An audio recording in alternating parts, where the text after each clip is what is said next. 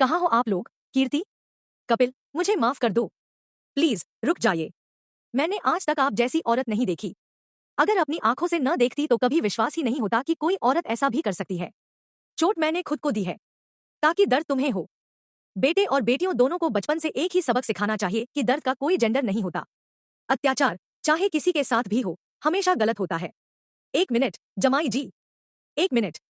माना कि ये आपकी पत्नी है लेकिन उससे पहले ये मेरी बहन है और भाई के सामने बहन से नरमी से बात की जाती है।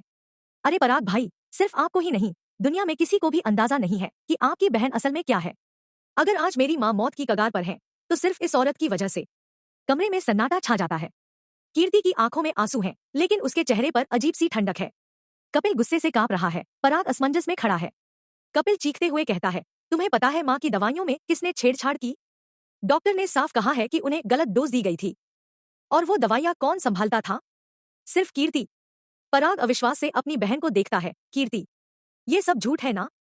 कीर्ति धीरे धीरे हंसने लगती है। उसकी हंसी कमरे की दीवारों से टकराकर और भी खौफनाक लगने लगती है। हाँ, मैंने किया, वो शांत आवाज में कहती है, क्योंकि इस घर में कभी मुझे अपनाया ही नहीं गया। तुम्हारी माँ ने मुझे हर दिन जलील किया, मुझे बाज कहा, मनहूस कहा। आज वही माँ मौत से लड़ रही है और दर्द तुम्हें हो रहा है कपिल। वही दर्द जो मुझे हर दिन हुआ। कपिल का गुस्सा अब सदमे में बदल जाता है। तुम इतनी गिर सकती हो? गिरी नहीं हूं। कीर्ति की आवाज सख्त हो जाती है, बस तुम्हें आईना दिखाया है। तभी दरवाजा खुलता है। डॉक्टर अंदर आते हैं। मिस्टर कपिल, आपकी माँ अब खतरे से बाहर है। सबकी सांसें थम जाती हैं।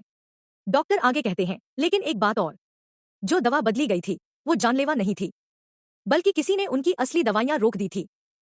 और वो दवाइयां हमें कीर्ति जी के कमरे से मिली हैं, सुरक्षित रखी हुई। सब स्तब्ध रह जाते हैं। डॉक्टर गंभीर होकर कहते हैं, किसी ने जानबूझकर उन्हें गलत दवा दी और असली दवा छिपा दी। और सबूत साफ है कि ये काम कीर्ति जी का नहीं,